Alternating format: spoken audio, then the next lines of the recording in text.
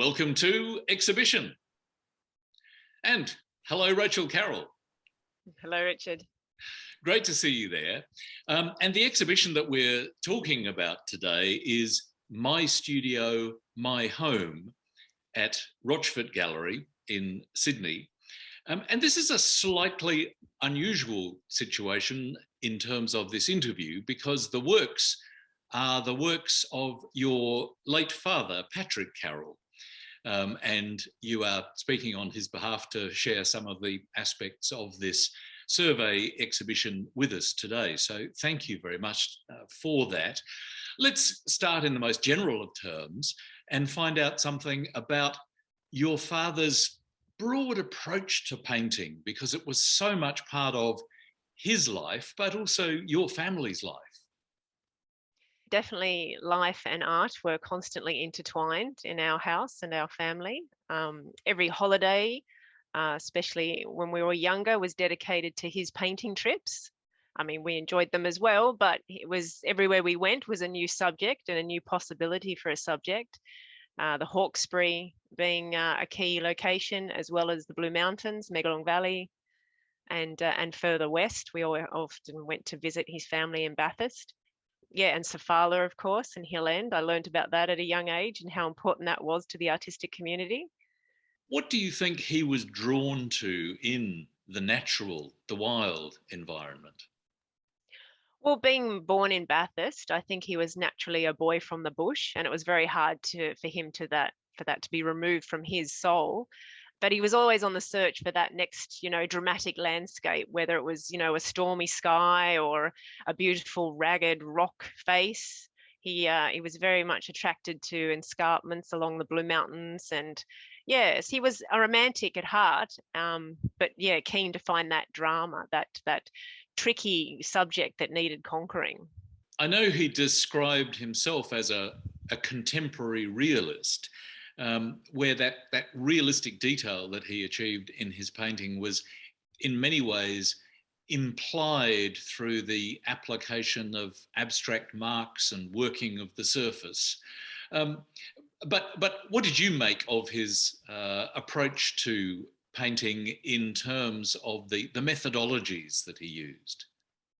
Yes, he was always an experimentalist. He was always looking for new ways to come at a subject and to activate a surface before he'd begin.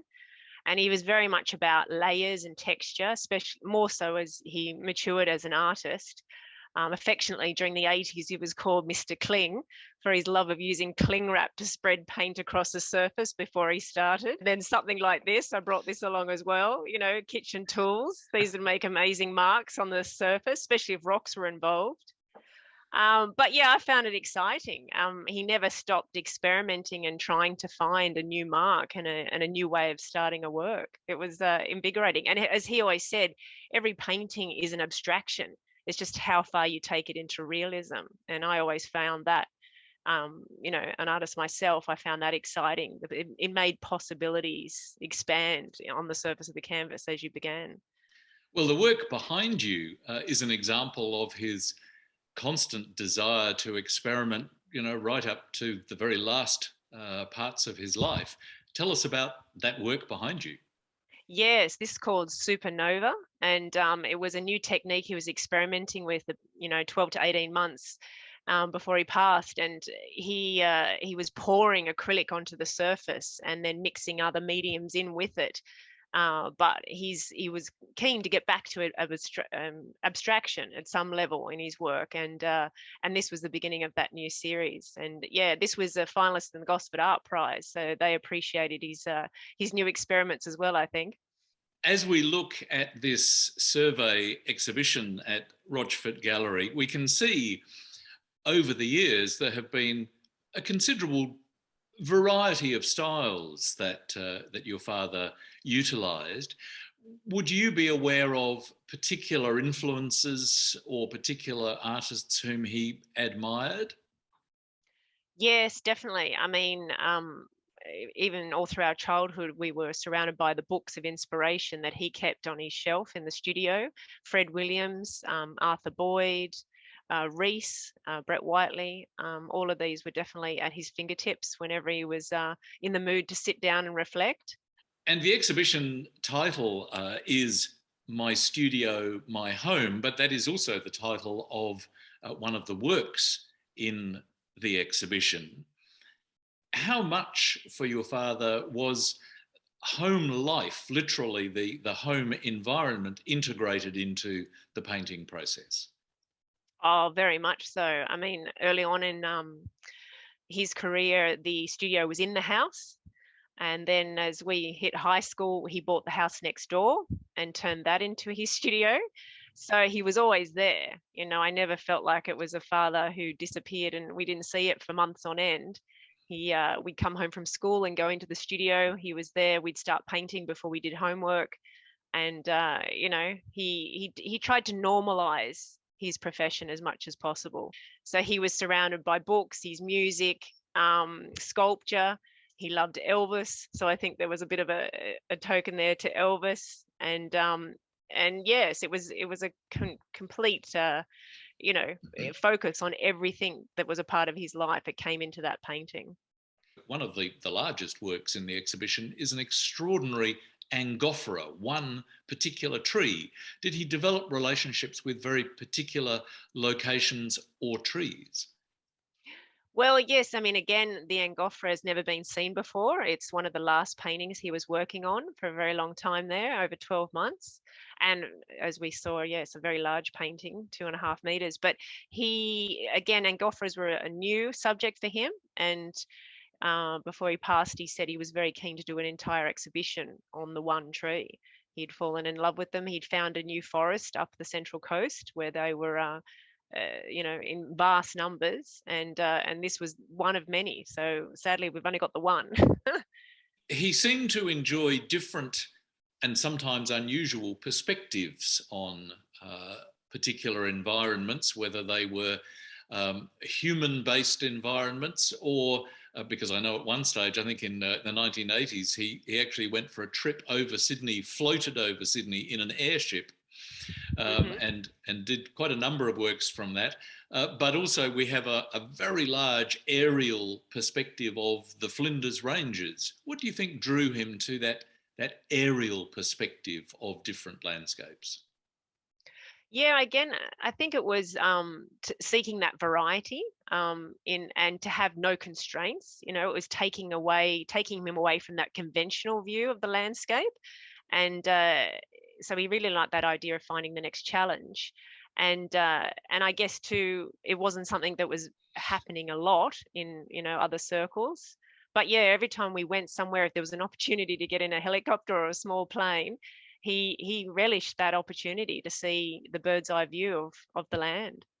How would you describe his approach to plein air painting versus studio painting, and how did he combine the two? Um, I think both were equally as brave. You know, you think sometimes people step outside and they take smaller versions of everything. He still tried to work on a big scale outside, and well, when I say tried, he did. And he would take the cling with him. He would take the tools with him. So he would just fill the car with what he needed for that moment and that landscape. And so it was a mini version of his studio was moved outside. And but then going back to the studio, I guess there was room to develop, and that was his love in art as well, to always take things to another level. For him, he wasn't very keen on the notion of alla prima. It was very much, there's more to come, there's more layers, you know, and we're like, no, stop, that looks good. And he's like, no. So for the frustration of his fellow artists and, you know, sometimes family as well, he wanted to keep going with the layers. And that was what happened in the studio. What would you say his relationship to the paint and the application and use of paint was? Oh, very energized and very passionate and brave. There was no it was about getting that big hard, he often called it the big hard hit to begin with, to get that sweeping gesture of paint, cover the surface, get rid of the white canvas, and really activate the surface, because he wanted that raw abstract beginning, but he also wanted the energy of the location that he was engaged with to come through at a passionate and expressive level. So there was quite a dramatic sense of the use of paint itself, but he also seemed very motivated by a sense of drama in the environment, stormy skies, mysterious mist. What do you think drew him to that? He enjoyed the drama of nature, and what the changes that nature provided as a subject, I think. And then if the drama wasn't there, he'd find a way of putting it in. You'll find in a few paintings, there'd be just a hint of smoke, and you're not sure where it's coming from, whether there's a distant back burning event, or it's a house with a little chimney. That was him interrupting the skyline or interrupting those cliffs. It was, he always found a way to bring that drama in.